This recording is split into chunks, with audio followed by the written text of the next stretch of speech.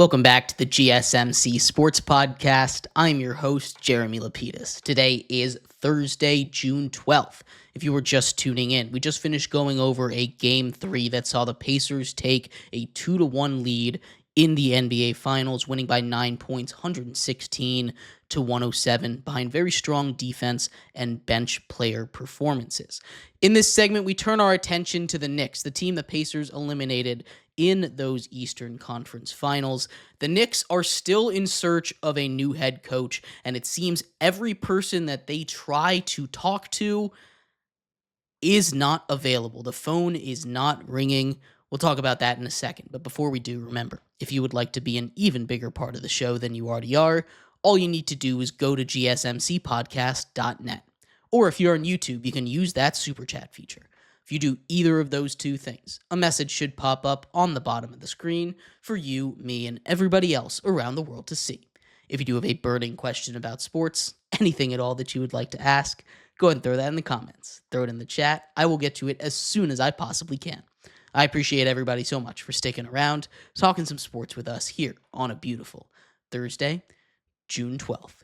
But like I was saying, we're going to get into what really has turned into quite the saga with this New York Knicks team. And before we get into everyone that's been denied or has denied them, I'm just going to start off with the big question on my mind, Mehrob. Why are they only going for coaches that are already married to a team? This makes no sense to me. What is going on in that organization that they decide they need to poach a coach?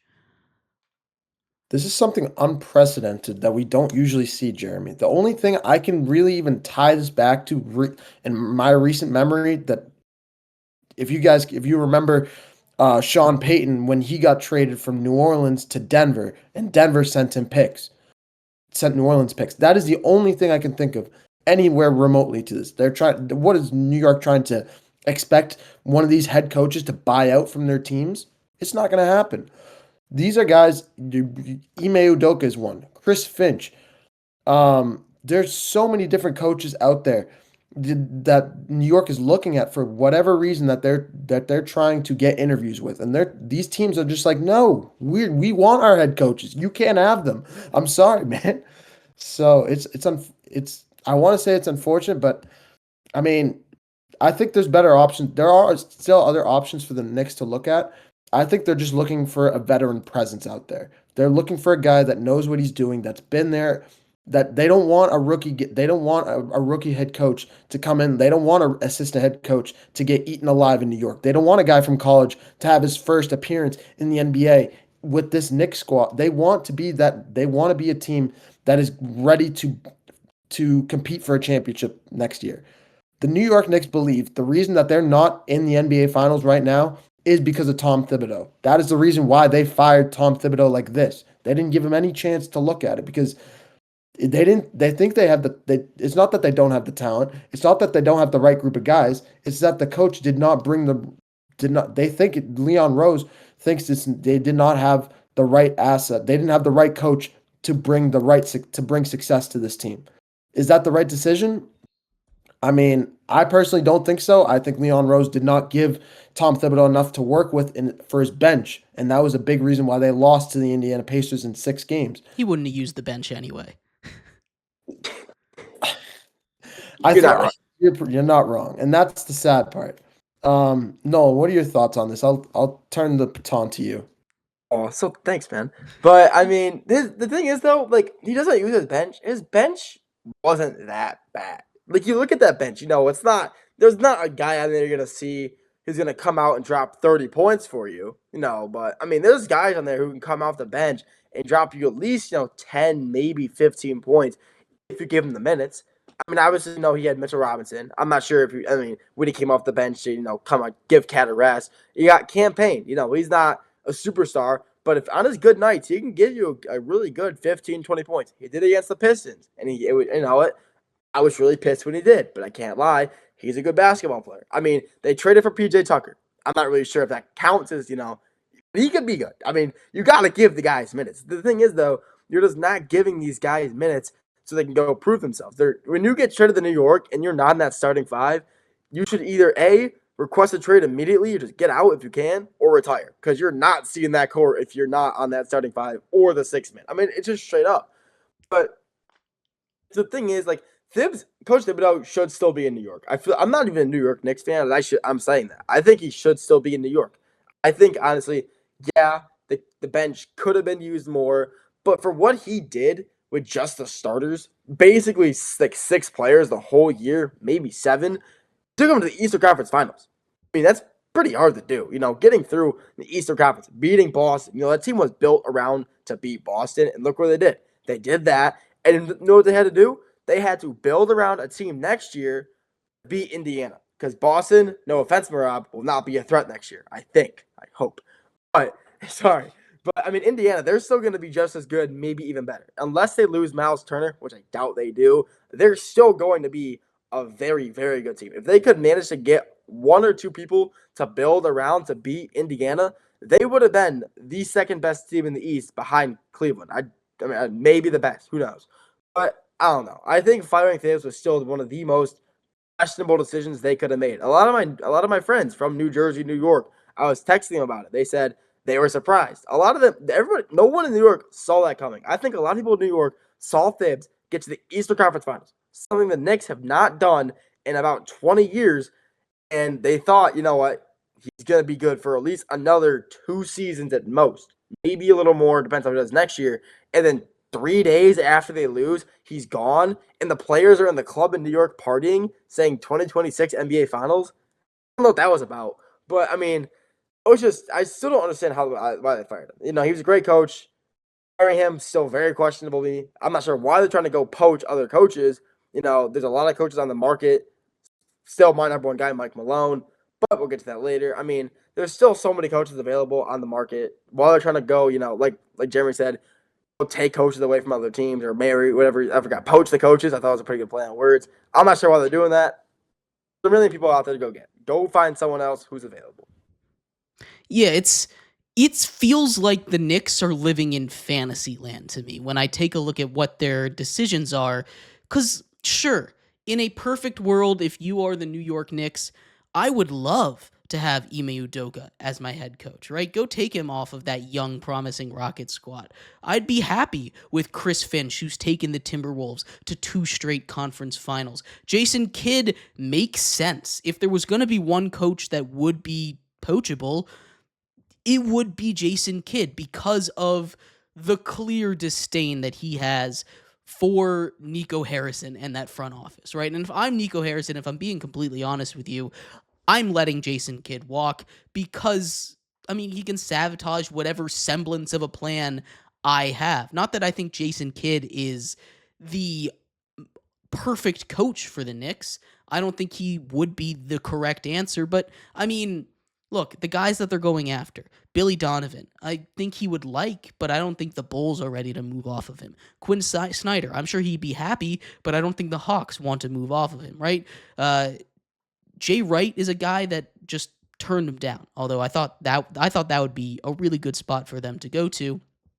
All of these top choices are just turning them down. And again, I don't understand why they aren't interviewing the coaches that are out there. We have talked a lot about Mike Malone being out there after being fired from the Nuggets. If you want a different head coach that was just fired, you can go for Taylor Jenkins. You can go out and hire Mike Brown, who was fired by the Kings, right? There are a lot of different places that you could go to get a head coach with experience right now, if that's truly what they're going for. Instead, they're looking for a trade to get a head coach or just a team to basically say, sure, you can go coach the Knicks. We don't want you here anymore. And any serious head coach candidate that you would realistically want on a championship level team, no team in their right mind is going to let you take them from you. That is just not how it works. I don't understand the strategy here. I can't wrap my head around this at all, Mehrob. It makes no sense. I'm right there with you, man. That's why I started off when I first talked about it, I said this is unprecedented. This is not normal. This is not normal in sports. You're competitive. You have guys. These are coaches. These coaches are still battling against one another. The players are battling against one another. These coaches they have players on their teams that they've brought up, that they've helped prosper into these teams. There's no way. There was no Ime Udoka. They want Ime Udoka. He's built that team in Houston that's being built right now. He laid that foundation down. Chris Finch in Minnesota. He laid down that foundation after Tom Thibodeau. Maybe that's why the Knicks won, because he took over after Tom Thibodeau left. I don't know. It makes no sense. I'm right there with you. I was one of those guys that thought his name just slipped my mind. The Villanova's old head coach. Jay Wright. Please, somebody. Thank you, Jay Wright. Just literally slipped my mind. That was a guy that I thought would be a great fit for the Knicks. He's been in Villanova for years. He won multiple national championships with Villanova. I think it would be a great introduction for him in the NBA if he took the Knicks job right now. But especially with the new style of the NBA, with how college style it is right now. But if the Knicks, I think they go with an assistant coach. If they can get the assistant coach from OKC, that could be phenomenal for them.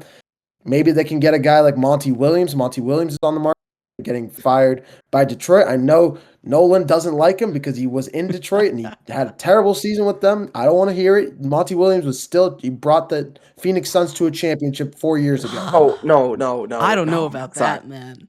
Oh, no, he was horrible. He should never. You look at that's what why the Pistons did just 1 year removed from him. You see that jersey back there? The Grant Hill jersey? He brought that jersey shame. I mean, shame, man. It hurt to watch those games, man. That's why he's in college. He should never. I told Jeremy this a few days ago. Monty Williams should never coach an NBA team ever again. I'm so serious. He didn't bring them to the championship. Kevin Durant did. That was Kevin Durant. No disrespect. Durant was on that team. He was. Oh, he wasn't. You're right. Sorry. My bad. But, that was, Devin Booker, DeAndre Ayton. I don't think that was Monty Williams. That was mostly just, heavy offense.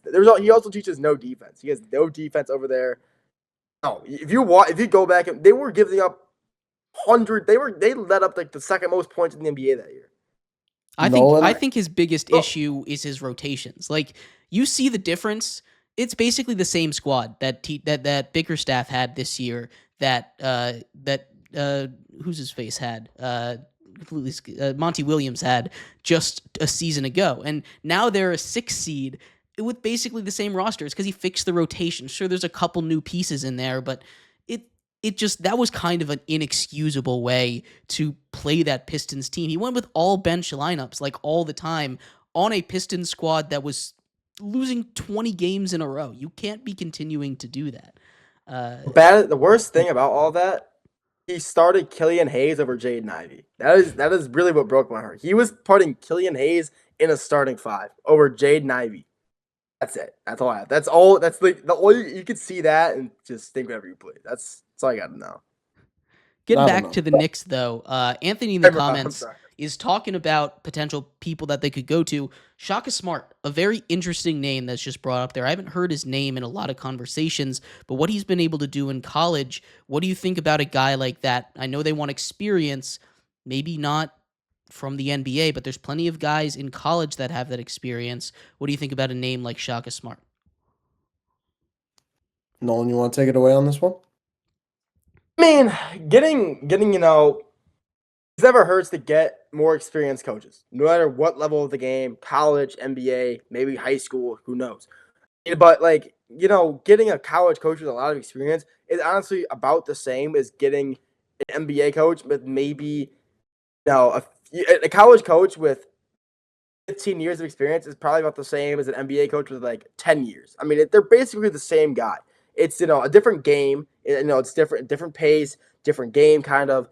But getting an experienced college coach is still a great pickup. Regardless of what level you're coaching at, getting an experienced coach is going to help a lot. And, he's not too old, so he can still understand, how a good NBA team should run. And honestly, I know it's a little off topic. One guy I was thinking about, maybe he just got fired from the Suns, Mike Boldenhauser. It's kind of crazy, but I feel like no one's really talking about him either. He won a ring with the Bucks. He just got cut from the Suns after 1 year after having a decent, not a bad record, but for what he had. And he really only had Booker and KD, but besides that, really who else? But I mean, could be an option. But I mean, a good college coach never hurts. It never hurts to have a college coach with years and years of experience and has had a lot of success in March Madness. Never hurts to have that. Yeah, I think it's less likely. I think it's less likely that Shaka Smart leaves Marquette because I think he's got a pretty good thing going over there. But I think if you can poach him, if you can go get him, why not? I know Danny Hurley's name is continuing to be in contention, and he is, I think, a better name than Shaka Smart, but he's along those same lines of a really experienced college coach that has pretty good runs when it comes to the NCAA tournament. There are a lot of ways that they could go. The Knicks here, it seems more like they're going the way of an experienced NBA coach. It's probably how it's going to end up, but I'm curious if they're just going to ask every single team in the NBA to hire their head coach at some point, because it's getting a little ridiculous. They're up to, what I've seen, a list of 5 teams already. That's like 20% of the NBA. It's a little ridiculous, all of these teams they're asking, and I don't know. It's just a mess over there. Lots more coming with the Knicks. Of course, is going to be a big story going forward. But we're going to take a quick break. When we come back, Kevin Durant on the trade block. Kevin Durant is reportedly basically an announcement away from getting traded. Some sources say that a trade is already done. We'll talk about the top 5 locations, some potential trade packages for him as well. That's coming up next here on the GSMC Sports Podcast.